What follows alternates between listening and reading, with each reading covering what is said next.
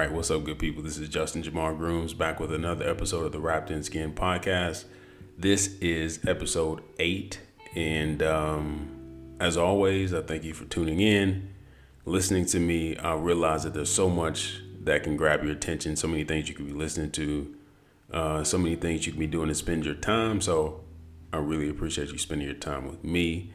Hope everyone's doing well, and I'm going to be the first to admit I'm a little jet lagged, but it's a very important topic I want to talk about. It's a topic that's, while it's very personal to me, it's not unique to me. I would venture to guess that probably 99.99% of the population have either directly dealt with this or know someone who's dealt with it in one form or fashion. So this has been on my heart for quite some time, and I can talk about this in multiple ways, in multiple layers, but hopefully something I say on this episode will give you some insight, some wisdom, encourage you, and maybe give you an alternative perspective, something you never considered, which is obviously the goal of this, information that leads to revelation. As I said when I started this, the whole goal is to give you some enlightenment and new ways of considering things. And then at some point, perhaps that will lead to, again, a revelatory experience that you can personally, internalize and apply it to your own life in whatever way God sees fit. So what am I talking about here? What I want to talk about today is really stress and where it comes from, how we look at it, how to manage it, but with a bit of a unique kind of twist on it. I think it's unique, but it's simply from my perspective, as everything is. And I say this all the time. I invite you to take this information, meditate on it, ponder it, consider it, and then take what you will and leave the rest. It's not going to hurt my feelings. Take what works for you, what serves you. And then if you find there's things that don't serve you, again, it's not going to hurt my feelings that you leave it where it is. So, stress is, again, something that I think the majority of the population deal with or have dealt with it one or more times in their life. And, when I look at my own personal life, my mother dealt with stress at the highest level, right? She was like, a lot of people listen to this. She was a single mother. She was raising kids essentially by herself. And because of that, she operated a lot in her masculine energy, which was not her natural state of being, right? That doesn't mean that there won't be times that males won't operate in their feminine energy and females won't operate in their masculine energy and everything in between. But when you are primarily operating in a space, in a place that is not normal to your design, it can cause some stress, right? And I believe that stress was the catalyst ultimately for her untimely death, right? Now, I'm not God. I don't know that if she had not been stressed out, there were other factors that played into it. There's a purpose for everything, and I believe all things work together for the good of those who believe in the Lord. So that being said, I do believe that stress played a major role in it and had an impact in not only the quality of her life, but the length of her life. So yeah, I wanna really kind of discuss that and unpack it, and kind of explore where stress comes from and how we find ourselves in these places of being extremely stressed out in our even day-to-day lives sometimes. It's the stress of either doing that which you feel you have to do, no matter how unnatural it may be, or the stress of doing that which society tells you that you should do, again, no matter how unnatural that may be. So you can be doing things that are operating from a place of, I must do this because I have to survive. Or someone told you that this is how you should behave and you're doing that, and it's not in natural alignment with what it is that you were created to do, and that can cause you stress. I believe personally That stress is a byproduct of living outside of your purpose. And I'm going to reiterate a lot of things tonight, so get ready for that, or today. I believe that stress is a byproduct of living outside of your purpose. And I believe daily stress is a byproduct of daily entertaining elements which do not align with your purpose. What I mean by that is they can be people, they can be places, or they can be things that you daily entertain or allow into your life that don't align with what it is that you were created to do. And getting rid of those things is sometimes a challenge. First, you have to recognize that they are there, that they exist. And sometimes it means separating from people who you may have grown up with, people that are in your family, even people that you were raised with. You sometimes have to stop going to places that you used to frequent. You have to put down things that you used to enjoy simply because they are not in alignment with what it is that you were created to do, and they're causing you stress. Now, look, I want to be clear about something. Being stressed and being stretched are not the same thing. So there's a lot of people will say, well, there's certain levels of stress that you have to deal with, right? You have to get out of your comfort zone. You've got to get uncomfortable or get comfortable with being uncomfortable. And you're not always, the only way to progress is to put yourself in places that challenge you. And I completely agree with that. But there is a very distinct difference between allowing yourself to be stressed and allowing yourself to be stretched. Those are very different things. And let me tell you why. Let's use the example of a rubber band, right? So stretching a rubber band is asking it to do the thing that it was designed to do. Now, when you see a rubber band, it is not at its potential, right? The shape and the diameter of the rubber band has not maximized its potential. So there's more room to grow. So in order to get the rubber band to reach its potential, you stretch it. Now that stretch usually is a gradual stretch over time. It's usually gradual. If you stretch the rubber band too far too fast, the rubber band will break. And I feel like a lot of times that's what we do with our life. We put ourselves in compromising situations that we're not prepared for. And we sometimes stretch the rubber band too far, too fast. Or even more so, we start to manipulate the rubber band. So let's imagine you have this rubber band and you heat the rubber band up. Now, this is not a chemistry class, but if you put fire to rubber, it will become more malleable. So it'll be easier to stretch it. Well, just because it's easier to stretch doesn't mean that you can stretch it as far as you think you can. So you put fire to it, it becomes more malleable, but it also compromises the integrity of the rubber band. So if you heat up a rubber band and then stretch it, it will break. And so a lot of us try to manipulate the circumstances of our life because we've adopted this adage that you have to put yourself in uncomfortable situations in order to grow. Well, if you put yourself in a situation that, again, you're not prepared for, that is outside of what you were designed to do, you allow people in your life to which compromise the integrity of the rubber band, or in this case, compromise the integrity of your life, then that stretch, which would be stress, will cause you to compromise the integrity of your vehicle, and you'll end up being broken.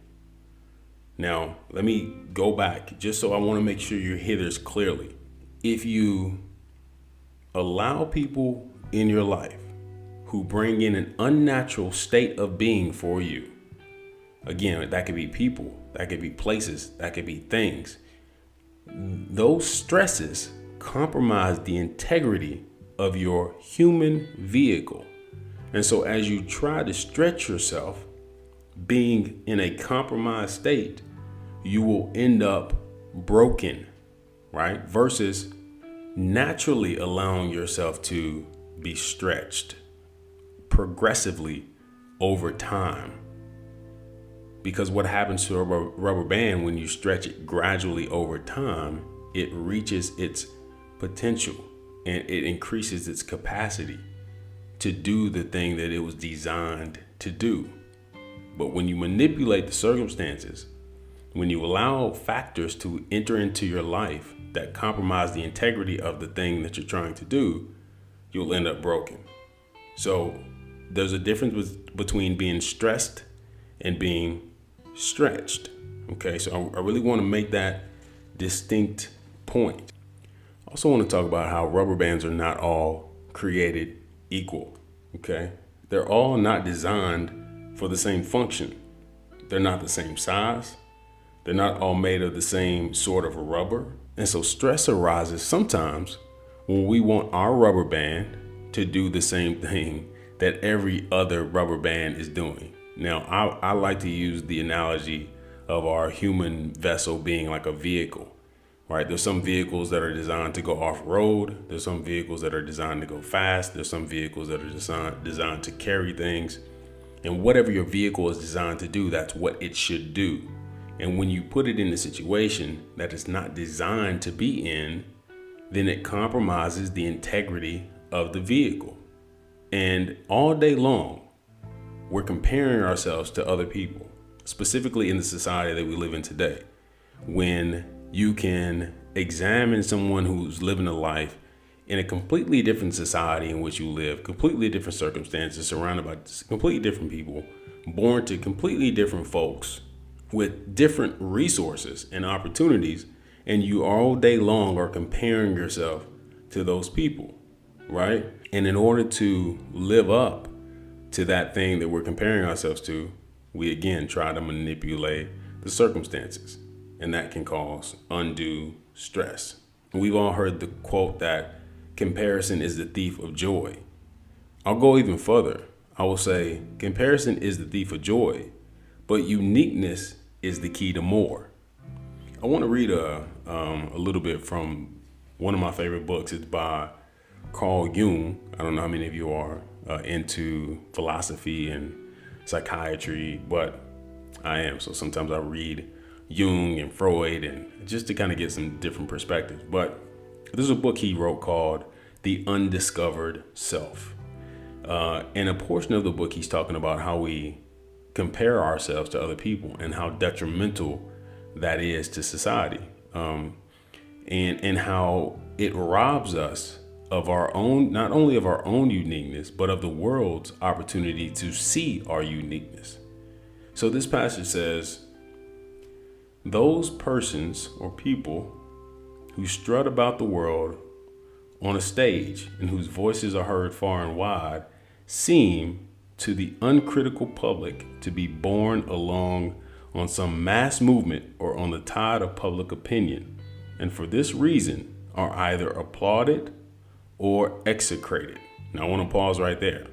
He says they are either applauded or execrated. I talked about this last week, that when you give other people the power to judge you and to influence how you feel about yourself, one moment they can be applauding you and you feel great. The next moment they can be talking bad about you and you feel terrible. And so you give people that power to manipulate how you feel, right? So he says here that for this reason, either people are applauded or execrated. Since mass suggestion plays the predominant role here, it remains a moot point whether their message is their own, for which they are personally responsible, or whether they merely function as a megaphone for collective opinion. Under these circumstances, it is small wonder that individual judgment grows increasingly uncertain of itself, and that responsibility is collectivized as much as possible, i.e., it is shuffled off by the individual and delegated to a corporate body. In this way, the individual becomes more and more a function of society, which in turn usurps the function of the real life carrier, Whereas in actual fact, society is nothing more than an abstract idea-like state. So what does that all mean? Let me break this down for you. Essentially what he's saying here is that we want so much to assimilate and be like everyone else that we lose our uniqueness, in as much we rob not only ourselves of our potential to be who we were created to be, but we rob society of the opportunity to benefit from who you were created to be. And we morph into this collective corporate body because everyone is rushing to be like everyone else. And that again causes stress, because when you operate in a way where you are shrugging off your own individual personality and you're shrugging off your own individual pursuits because you want to be aligned with what the world is telling you to be aligned with, that causes stress because it puts you in an unnatural state where you're operating outside of your original intent, right? I was watching this documentary. John Baptiste has a documentary, great documentary on Netflix. If you haven't checked it out, go check it out. And he asked this question to one of his friends. He said to him, "If I keep rising higher, will I crack? If I keep rising higher, will I crack?" Now, his friend didn't respond. But if he asked me, what I would have said to him is, there is no limit to the height to which you can rise in the endeavor that your spirit was created for. The crack happens when you go off course. So will you crack if you continue to rise? Not if you are doing the thing that you were created and designed to do. But if you stray off of your own individual purpose path and put yourself in unnatural positions and unnatural circumstances for the sake of whatever it may be, fitting in, shirking off responsibility, fear, whatever it may be, it will cause you an unnatural amount of stress that will eventually destroy you. Or to his point, what he was saying was crack you. Now, you always gotta take it biblical a little bit. And, I've been hearing this verse my entire life. It's Matthew 11:30, and essentially it says, Jesus is saying, "Take my yoke upon you, for my yoke is light and my burden is easy." Now, when you think about that conceptually, you're like, well, this is a man who's about to go die on the cross, and he knew that. So what does he mean by take my yoke upon you, for my yoke is light and my burden is easy? Now, what I interpret that to partially mean, and this is not the fullness of that, I can spend an hour just talking about that scripture itself, but partially what this means is that design matters. And ease comes up on you when you follow the manufacturer's original idea for the product. So when you are doing things that are in alignment with your original design, it's easy. The yoke is light. The burden is easy. Jesus knew what he came to do, and he was steadfast on doing it. Now, some people take that to mean that it's going to be without pitfalls. It's going to be without trouble. It's going to be without tough times. And that's not what it means at all. It means that the alternative is doing things that are outside of that purpose. And that is a completely different and more troublesome pathway. When you are operating in your purpose, although you may come upon obstacles, although you may go through tough times, because you're engineered to overcome those things, then that is when you say it is a much lighter yoke, a much easier burden. And not to mention, Jesus is speaking of a purpose-filled life lived through the example of the blueprint that he left behind. So that to me is what that verse partially means, is that when you live a life that is that you're designed to live, that you're created to live, it is a much lighter yoke and a much easier burden, right? I wrote this thing probably about a month ago, and I wanted to pull it out and revisit it tonight. I hadn't looked at it in a long time. It's probably been about 2 months since I looked at this. No one's heard it, and so I'm reading it to you all for the first time. So, an original piece by justinjamarG for your listening and hearing pleasure. All right. When the new thing that you're doing or trying feels like home, that's when you know you are on your purpose path. Stress cannot and does not live here. It does not know how to navigate the twists and the turns, the flowers and the trees along the path block its way. The insects stand at the entrance of your purpose path and deliver a sting to stress. It learns quickly that it can only attack you when you wander off of this road. For on this road, you're protected. So find comfort in your path. It is there that you will find both protection and freedom. And that's truly how I feel about this thing we call purpose, or what I like to say is your purpose path. That it is only there that you will find true rest and relaxation, even in the midst of all of your doing and striving and goal setting and all the action that comes along with living a purpose-filled life. If it is in alignment with, again, what it is that the manufacturer designed you to do, it will be not only more fulfilling, it will be easier, it will be lighter, and it will provide protection and freedom. Bump what everybody else is doing. There's only one you. We've heard this since we were kids. I venture to say that most of the people who will listen to this have at some point in their life heard that there's only one you. But hearing it and truly believing it are two different things. But there is truly only one you. And because there's only one you, there's only one path for you. And so why try to walk down a beaten path?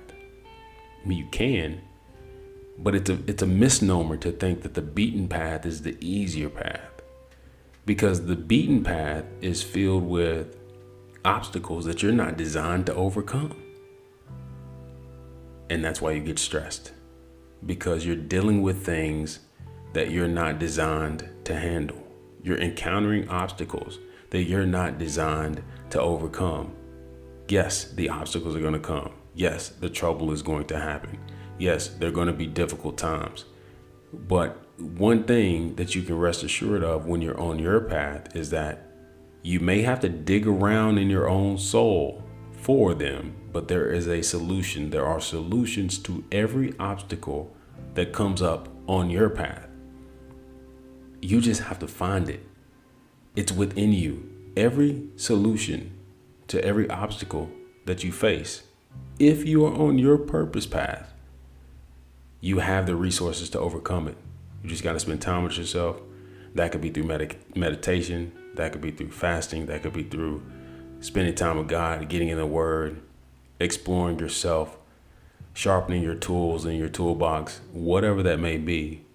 But if you're confident, again, I said this, that whatever that thing is that you're doing, it should feel like home. It could be something that's brand new to you, but for some reason it seems familiar. And when you come across those things, embrace them and know that, man, I am doing the thing that I'm designed to do. And when these obstacles come up, I won't be stressed out about it. I just know that I have to go deep within me to pull out the tool in my toolbox to overcome this thing, right? Because it's mine and mine alone. And so don't let stress stop you. it is, doctors in the medical field call it the silent killer, because it is the root cause of most ailments and illnesses that we see. It's oftentimes the spark that starts the flame, that starts the inferno, that burns down the house. Okay. And if we can get rid of the spark, then we can keep the house intact. Right. And, I hope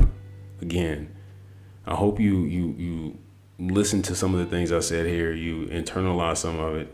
You're starting to think deeply about your daily life. Who's in it? What's in it? What activities are in it? What you're inviting into your space? And are they compromising the integrity of your vehicle?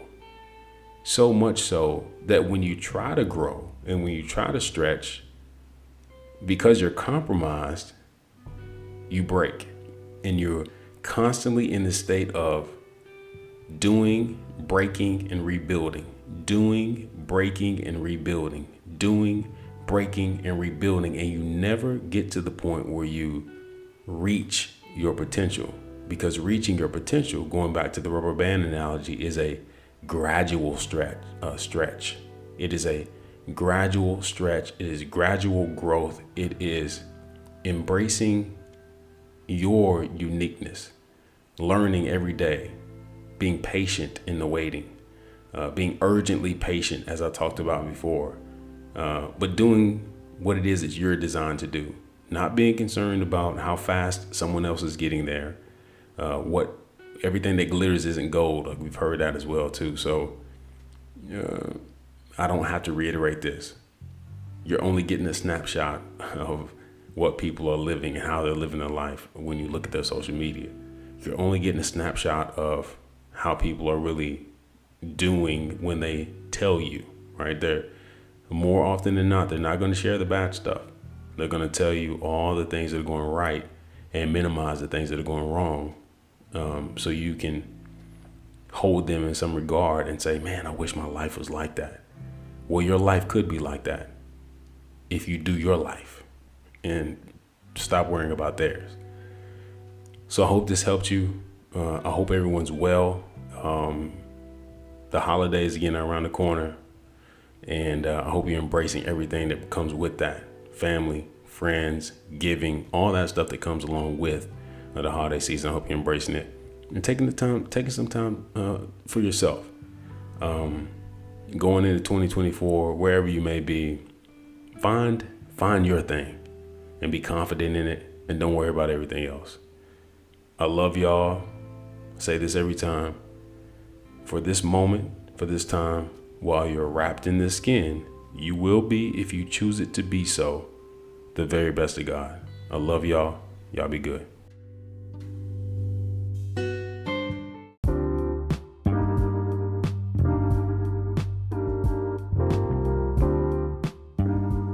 That's a wrap for this episode, pun intended. I want to thank you for joining us. We hope that you learned something about yourself.